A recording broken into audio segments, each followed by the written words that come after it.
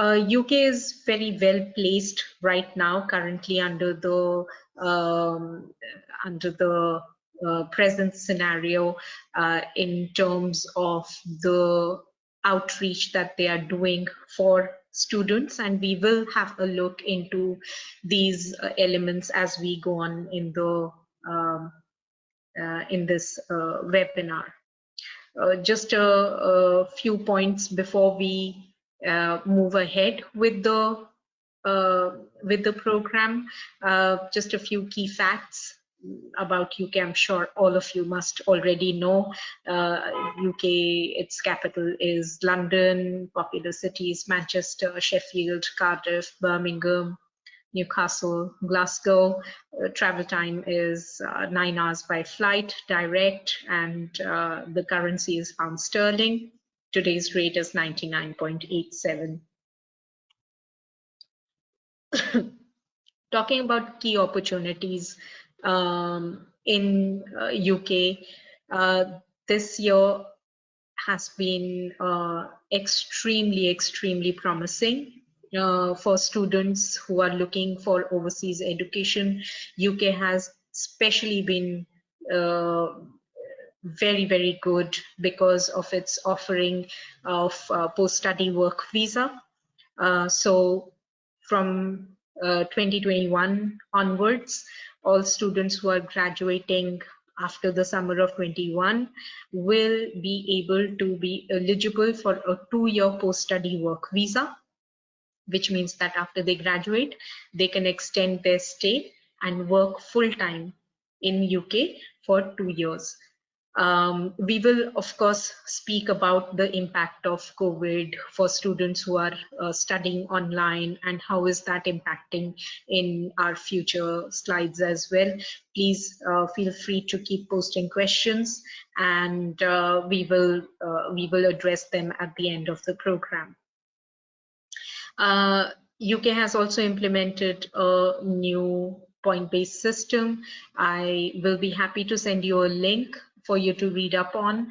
The point-based system generally is it's a very fair and very straightforward system wherein you apply based on your skill set, English level, qualification, and you can apply for to remain in the UK and work there.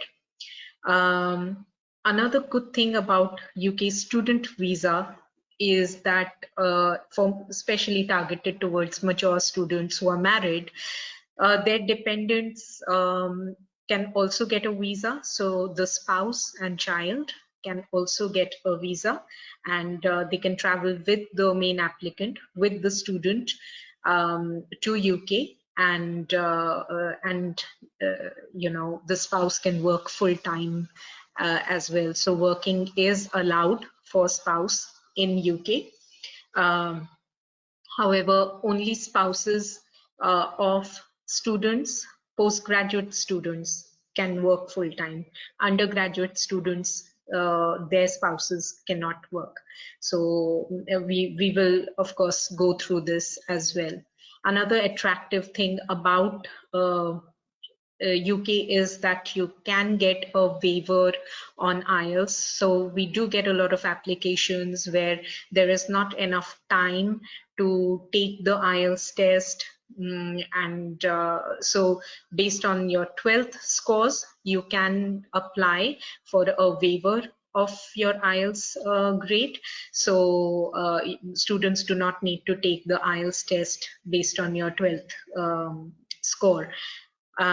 English score. So if you have achieved 65 to 75% in your 12th grade, the range is given because some universities accept 65%, some universities would accept 70%, and others would accept 75%. Higher the better, of course.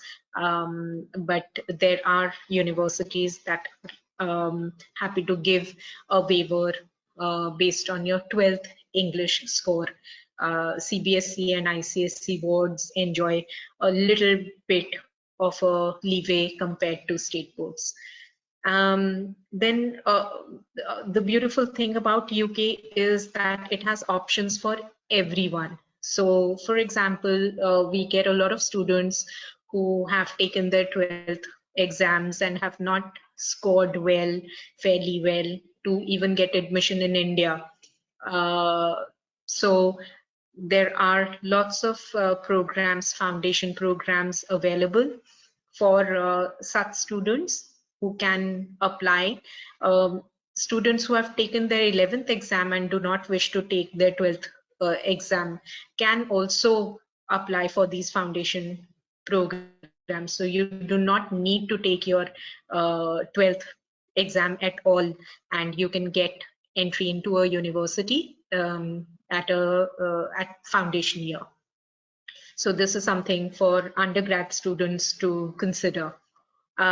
Then there are programs in clinical programs available as well, nursing graduates, graduates who have done nursing diplomas here in India can do like a top-up program in UK. So they only need like a 1 year final year, need to do a 1 year BSc nursing program, and they'll get a UK graduate degree.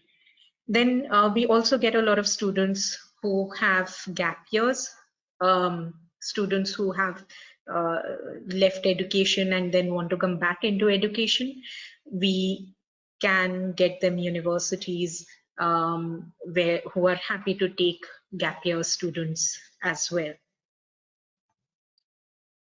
Okay, so one of the things that we are looking at is, this is from our own tacit knowledge, aspects that we have picked from students who have gone, and from the companies that they are working in, and information that we receive from students who are already in these countries. So this is purely first-hand knowledge that we receive in terms of what are the courses that are attractive to employers, what are the areas that are doing well in terms of future employment, because at the end of the day you're going to study in a foreign country, and there if you have to look at what are the prospects. Having said that, this list is not a limited list. If you want to study, say, finance or accounting, that is fine as well. There is scope, but we are seeing that there is a rising trend in these areas. So data analytics. Now, one of the good things about UK is that it's very flexible in terms of accepting students, especially in courses like data analytics and business analytics. You will find very few countries who are happy to offer these courses to students with non-computing backgrounds or who do not have a computer science degree. In UK, there you will find several universities who will offer you an MSc in data analytics and would not require you to have a computer science background or qualification.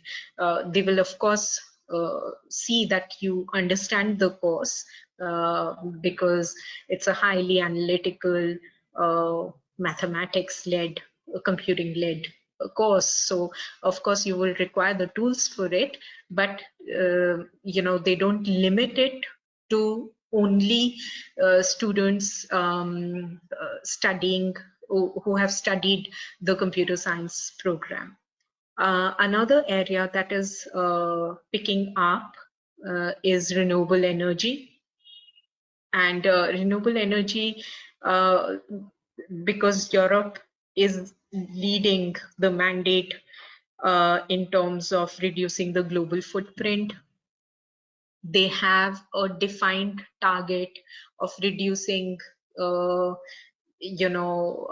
energy sources from fossil fuel to and increasing renewable energy sources. So there is going to be a huge requirement in the next 5 years in and around renewable energy. So that is something to look out for.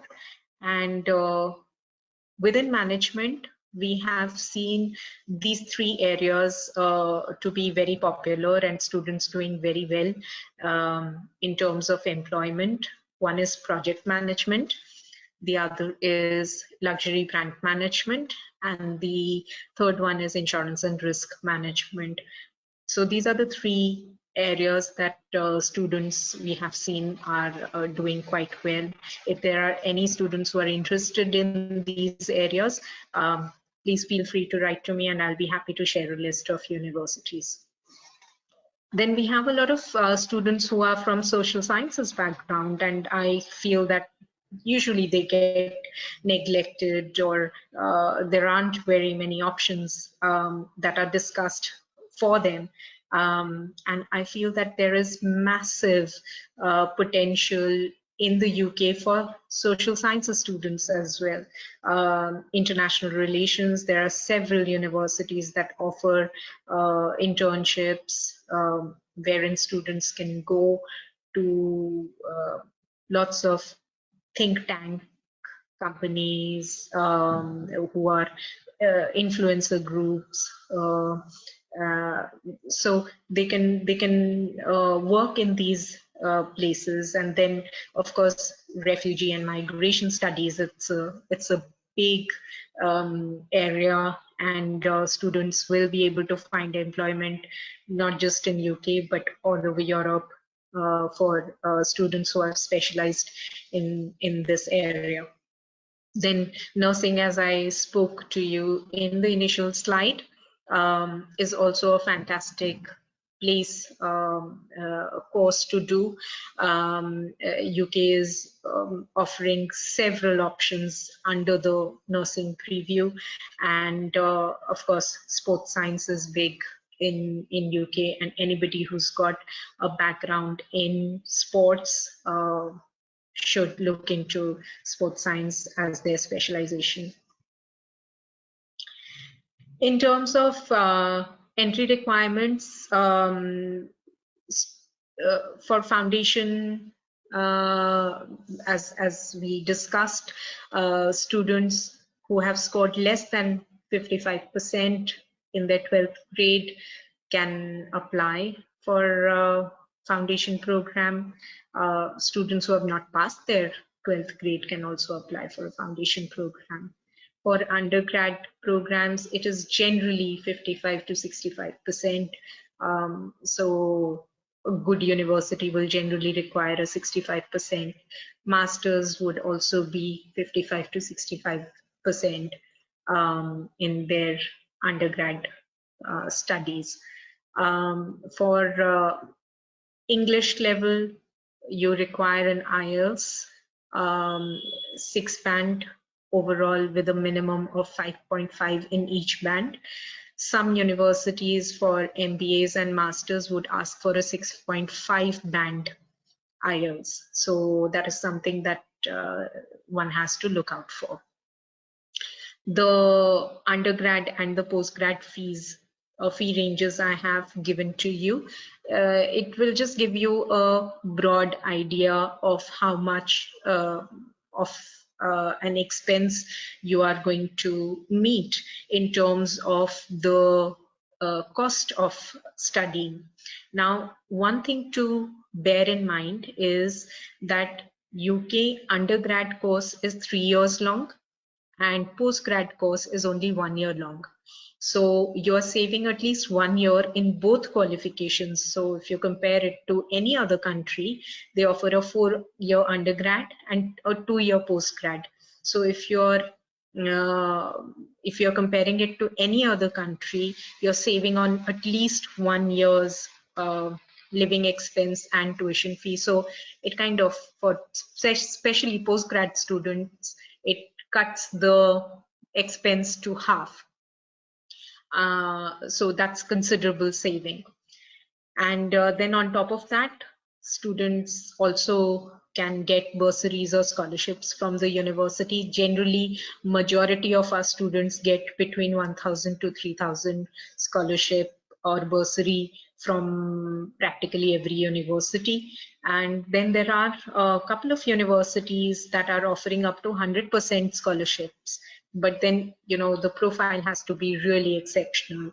So we have had students in the past who have got 50% scholarships and 100% scholarships. So it is really not impossible, but it is achievable, but you need to have an exceptional profile. And anybody who is interested in making an application and also getting a scholarship, my advice is apply early, because majority of the scholarship applications or the decisions for scholarships are taken between March and June. So generally when students start to apply, the scholarship decisions have already been taken. So the earlier you apply, the better chance you have in terms of getting a scholarship. In terms of application and visa timelines, you must at least take your IELTS exam if you've not got the desirable 12th grades. Then you must at least take the IELTS test by May. The results would come by end of May, and then the applications can kind of happen in tandem. So April, May, June, July are generally when we accept applications. July, I would say, would be a bit late or cutting it too thin, really. But as I said, the earlier you apply, the better you have a chance of in terms of getting a scholarship or getting a bursary. The offer letters are generally sent out between May and July, and the preparation for visa, which means that paying your deposit, getting your certificate of acceptance of studies, happens between July and August. So it's actually generally between June, July and August. And then of course you will fly to UK in September. So that is something that you have to kind of keep in mind. Okay, so we had spoken about the tuition fee in our earlier slide. The tuition fee, depending on the level of the course and which university you are going to, the ranking of the university, it generally ranges between 10,000 to 25,000 pounds. So on an average, I would say 14 to 15,000 is the range that all students are advised to look at. The living expense, if your campus, if your university is within London, then your living expense that you have to show at the time of visa is 12,006 pounds. If your campus is outside London, then you will have to show 9,207 pounds.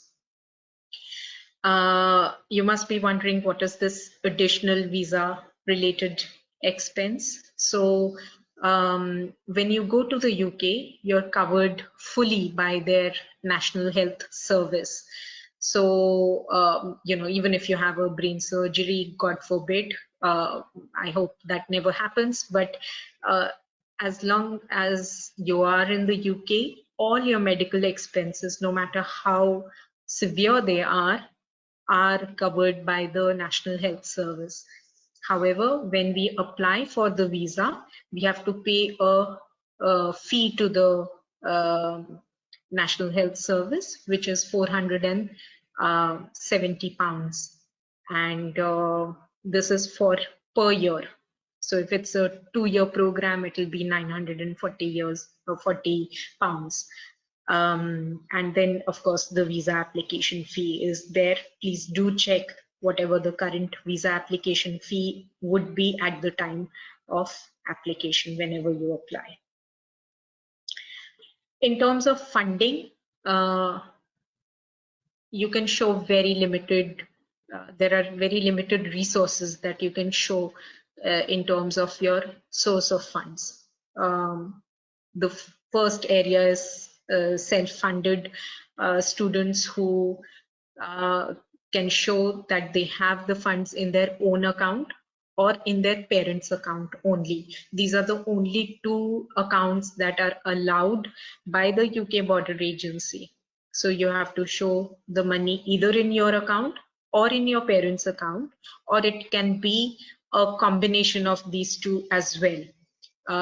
And the total amount of money required should be in your bank for a continuous period of 28 days. So if the amount falls and then you replenish it the next day, your 28-day counter starts again from that period. So you cannot take the money out during that 28-day period.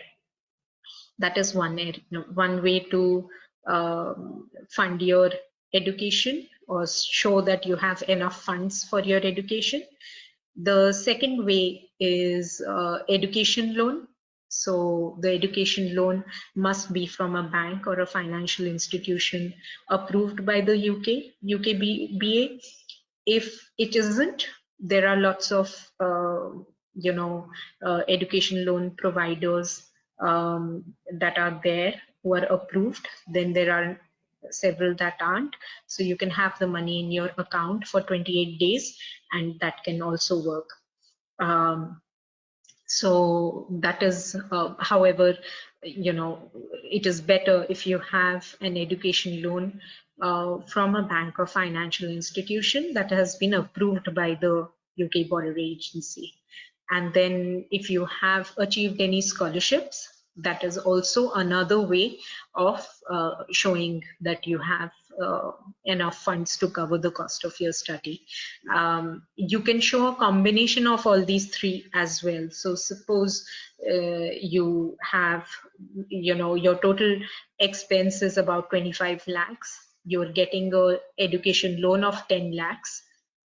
You're getting a scholarship of 5 lakhs, and the other 10 lakhs are from your own funds. So you can show all these three. However, keeping in mind that the self-funding that you are showing from your own funds, the 28-day period clause would still apply. So that is something that you would need to be mindful of. Okay, so initially when you're going, of course, you have to show that you have the funds. However, students can also work full-time, part-time in the UK. As full-time students, you can work part-time in the UK, and I've kind of given you a grid of what kind of institutions and what kind of qualifications qualify for the various part-time work opportunities. So if you're in a university at an undergraduate or a postgraduate degree course, you can work for 20 hours during term time, and you can work full-time, which is 40 hours during holidays. Dependents of postgraduate students can work as well. So the students who are going to colleges of further higher education, whether they are publicly funded or privately funded, cannot work. So that is something that you have to be mindful of. Okay. Big question on everybody's mind in terms of how is the COVID-19 situation playing out, and how is it going to impact students. I'm sure the whole world has been taken by surprise in terms of what has happened in the past year regarding COVID-19, and the universities, the students, the governments, they are all kind of trying to get the best answer forward. But from our experience in the past year, we have seen that UK has come out to be the most flexible country. It has welcomed international students. Their care and welfare have been looked after and taken care of. And in terms of students who have chosen to stay back in India, they are doing the courses online, and the government has clearly indicated that the students who have chosen to do the course in India and stayed back, even if they are doing the course online, they will still be able to travel to the UK when time comes and when they are ready, and they will also benefit from the post-study work visa. So in essence, they are not going to lose out. So that is one thing that is very good. The other elements which are to be kind of paid attention to is that UK is the first country where among the first countries where the vaccine rollout has already begun, and in a massive scale. So they're of course giving it out to the frontline uh, workers and the old and vulnerable before they kind of roll it out to the common population. But it is happening, swift and fast. International students have a priority, vaccine priority, so they will be able to get the Pfizer or biotech vaccine, as soon as their turn comes, which is going to be quite fast, because they are very thrifty in doing this, and which means that students would be able to get the vaccine quicker than probably they're in their own home country. Then, of course, in terms of admissions, January and September intakes, entries are there. The January entry has just finished. Students have successfully got their visas. Now we are looking at the September intake, for which the universities are accepting applications. There are several universities that are offering March, April, May intakes as well. So if there are students who have already got their final year mark sheets and have got all the documents in order, you can apply, you can go for an early intake as well. Then a lot of universities have adapted to the present scenario, and I think it will continue in 2021 as well, to kind of encourage social distancing measures. They have brought in blended learning, which means that a part of their program will be taught online, and a part of their program will be taught face-to-face. In-person teaching has begun in many places. Of course, the current lockdown situation, the government is studying once that opens. So majority of the institutions will be back to in-person teaching as well. But blended learning at UK universities will remain for quite some time. Finally, in terms of the visa process, it's really very simple. It's a three-step process. Once you make your application and you accept the offer and you pay your deposit, you will get a document which is called a CAS, Certificate of Acceptance of Studies. And once the CAS is issued, you arrange your funds. We have discussed this, 9207 for outside London, 12006 for inside London. You must be able to demonstrate that you have the funds for a continuous period of 28 days. As long as you have these two documents, you can apply online for a visa and submit your visa application and your biometric at your nearest VFS, and you will of course need to take an appointment because appointments, without appointment entry is not allowed. So that is something that you will have to do online. And of course, if you have any questions or queries regarding the visa process, feel free to reach out. And I think that's about it. I will take questions from now. Please feel free to write your questions. I will open the question box now and address all your questions. And anything that you wish to kind of ask me regarding UK education, please feel free to write to me. And thank you for your attention and thank you for your time. I'll take your questions now.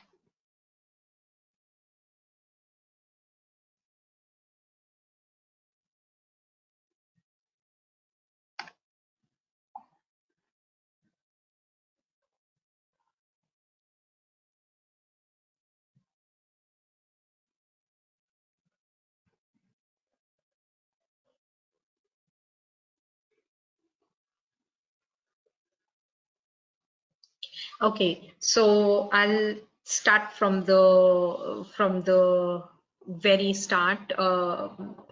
Question about energy, MSc, energy system. I'm not going to name names just to kind of protect your data. So I've been asked how tough is it to get into University College London for MSc engineering, energy systems and data analytics, and you have 7 years of work experience, and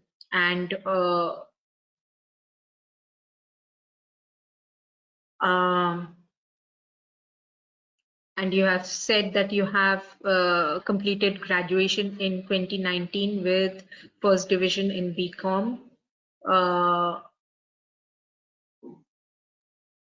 Okay, so I'll kind of address these two separately because I think they are two different inquiries. So in terms of UCL, University College London is very competitive to get into. However, they look at the overall what do you say, profile of the candidate, and if you have a background in the energy sector, and if you have the right profile, then they will be happy to take you on, because work experience is highly valued in this university.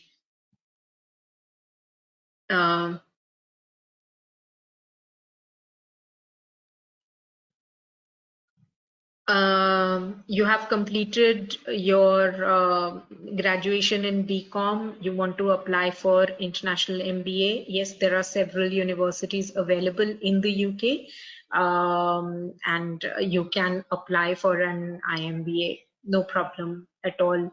I'll be happy to share the names of the universities as well. After applying for the visa, can I withdraw my money? Yes, you can. If I get pre-master's offer, may I know how many months the pre-master's course will be? Generally, pre-master's is 1 year long.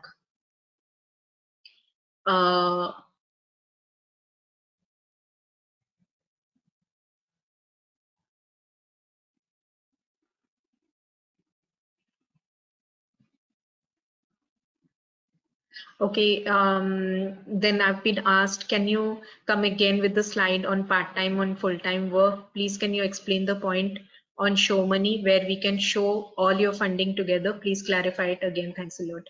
Okay, so in terms of part-time work experience, if you wish, I can kind of go back to that slide as well.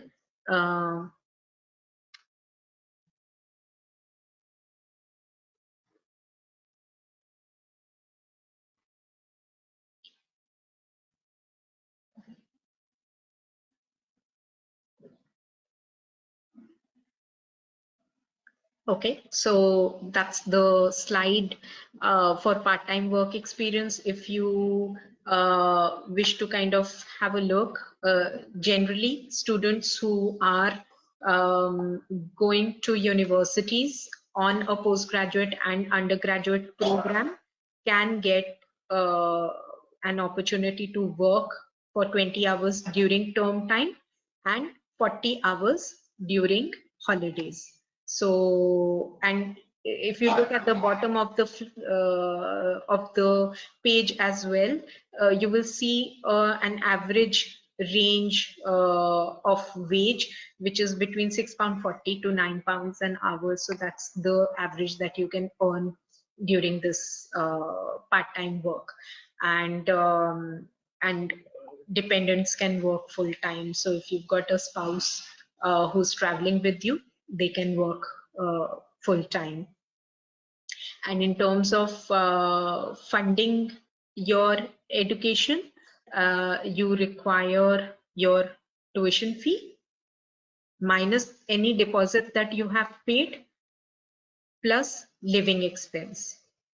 So the living expense will depend on where the university is. It is extremely specific to the geography. So if it's inside London or outside London, I have given you the breakdowns. So you can calculate the tuition fee and the living expense, and you need that complete amount in your account, or funded through a scholarship, or funded through an education loan.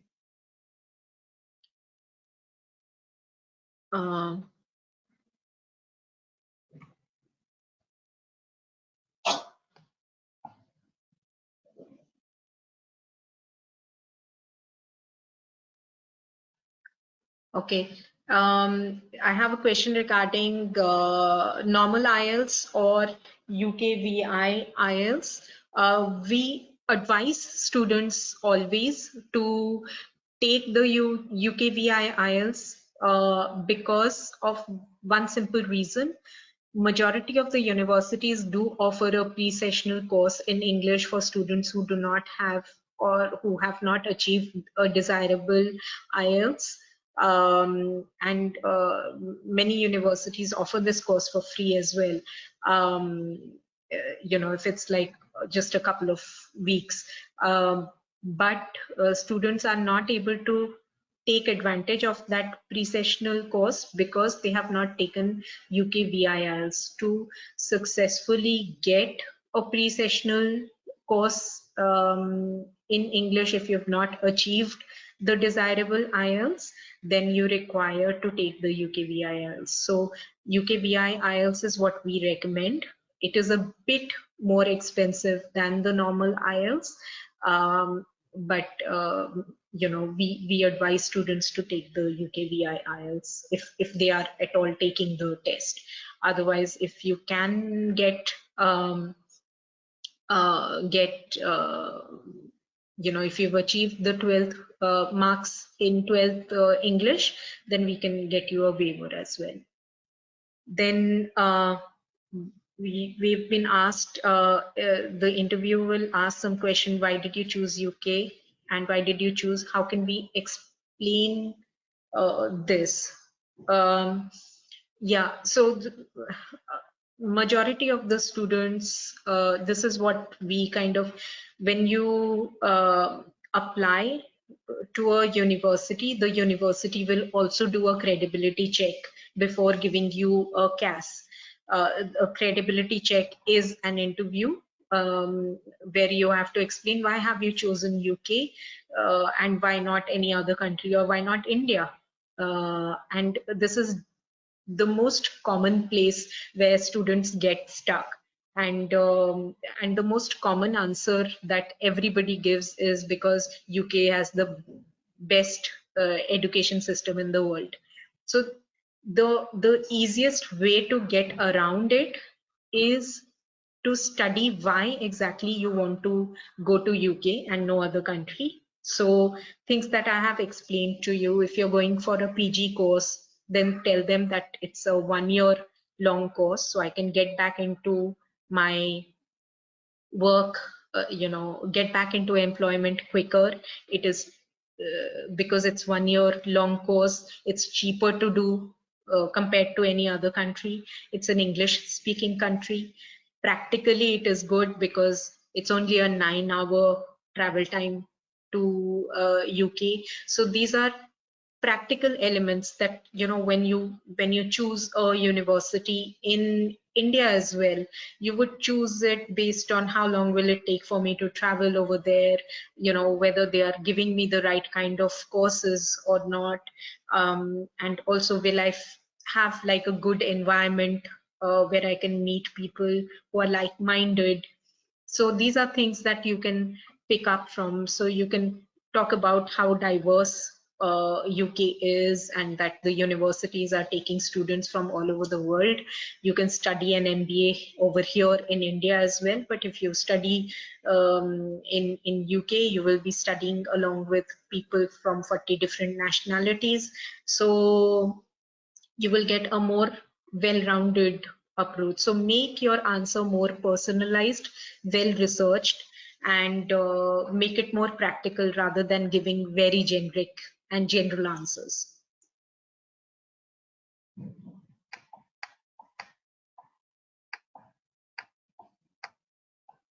Okay, in order to get a CAS letter, it generally depends on the university. So you would definitely need to pay a deposit to the university. They will write in your offer letter how much deposit will be required to get a CAS.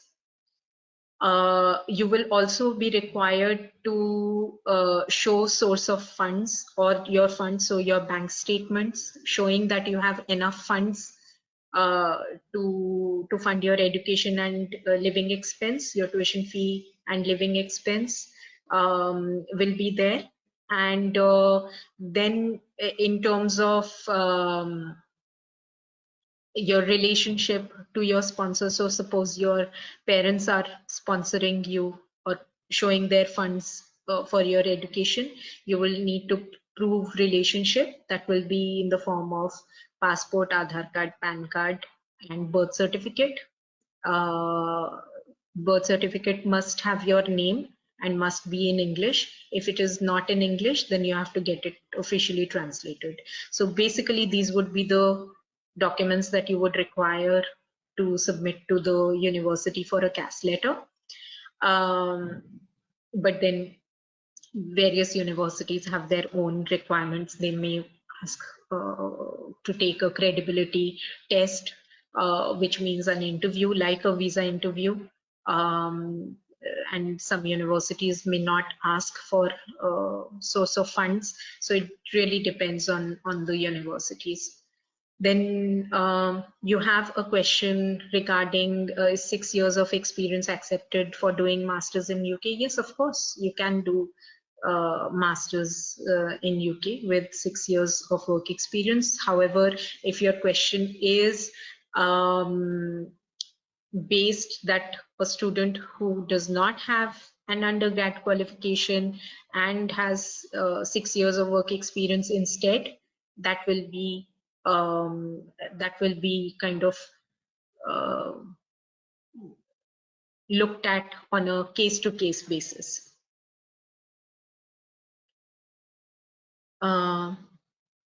Then you have asked what are the financial documents required for showing maintenance.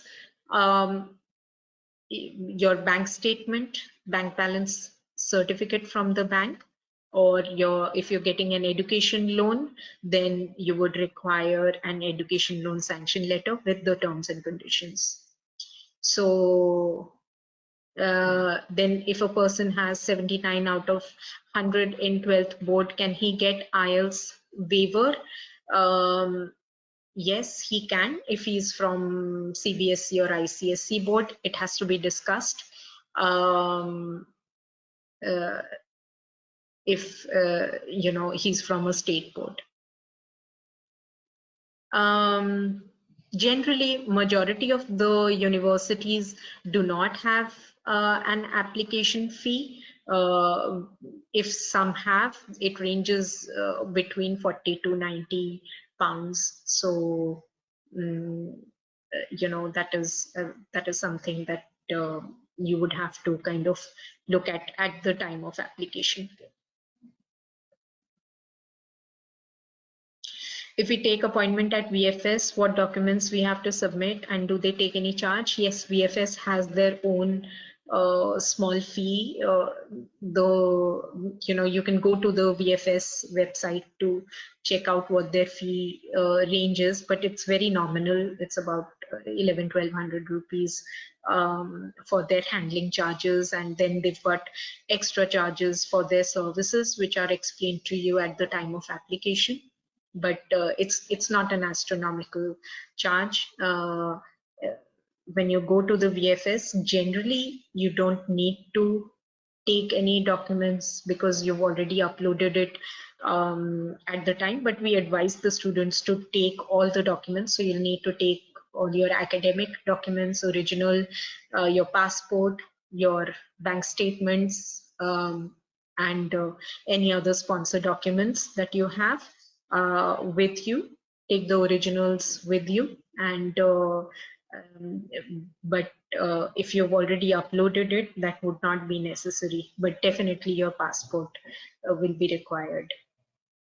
So we advise when you're going for the interview, just in case, or your biometric submission, just in case something has been missed out, do take your documents with you, but generally it is uploaded beforehand.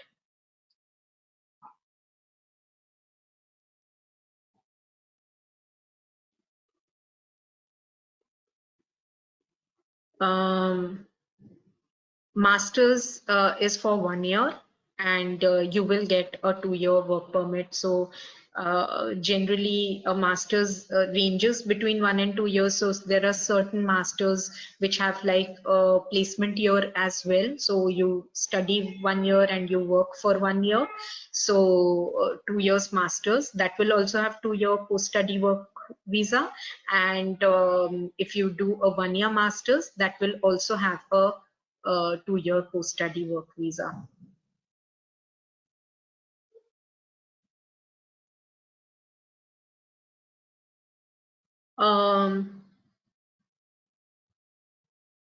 The post-study work visa, if you're saying that if you leave UK for a period of time, will you still be eligible for post-study work visa? It is a very subjective question because it depends at what time did you leave. Did you leave UK during the course? Did you leave UK after the course? And if you did, how long did you leave for? But the general rule is that you should be able to get your post-study work visa as long as you're applying within a 1-year period or something like that.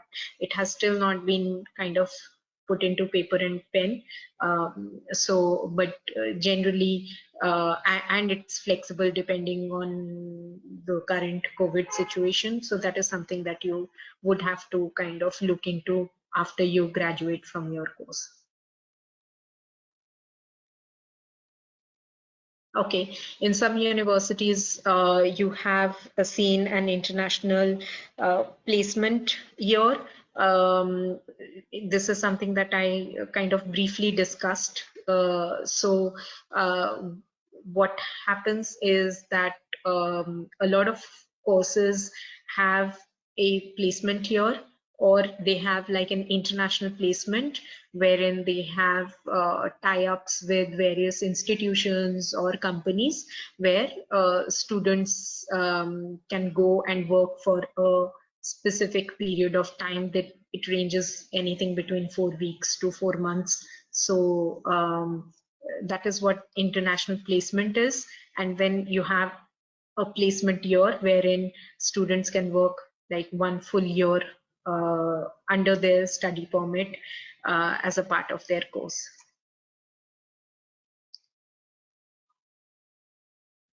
I have a question where somebody has asked me, I've done my MBA in 2013. Can I apply for my second master's in UK? Yes, you can. Nothing's stopping you from doing that. Of course, you can. as long as you can justify why are you doing a second master's and it is aimed at a specific um, specialization, you can apply for a master's in UK.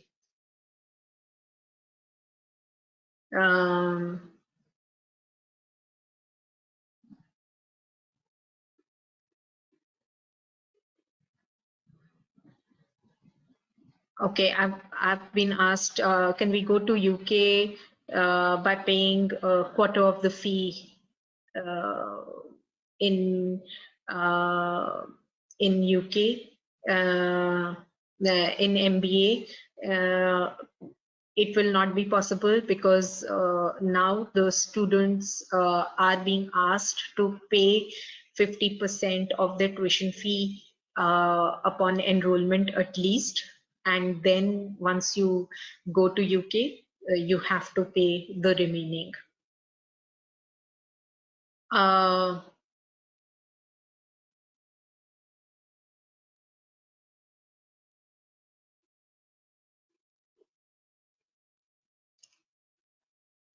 How many percentage interview is coming? Well, practically every student has to undergo the credibility check by the VFS, and there are like at least 10 to 15% of students who are getting interview calls from the embassy as well. So yeah, that is also there. And I haven't understood the last question. So what are the procedures done in VFS? So in VFS, once you go there, they will of course take your okay, so what the exact procedure which is carried out in the VFS, they will just go through all your documents and see that they have been uploaded successfully in your application portal, and then they take your application fee, VFS handling fee, and then they will do your biometric, which is scan your fingerprints, and your retina scan will be done. And once that's done, you're pretty much free to go. So it's a very straightforward process, and because nowadays it's by appointment only, so it's quite fast. So yeah. My email address is given to you. So that's a.mitra@ioverseaseducation.com. So please feel free to write to me, and that's my WhatsApp number 704-2520-714. So if you want to drop in a message and ask me any question regarding UK, feel free to do that. Thank you very much for your attention and your time, and I look forward to your questions as well. And yes, we do other countries as well, so please feel free to write to us.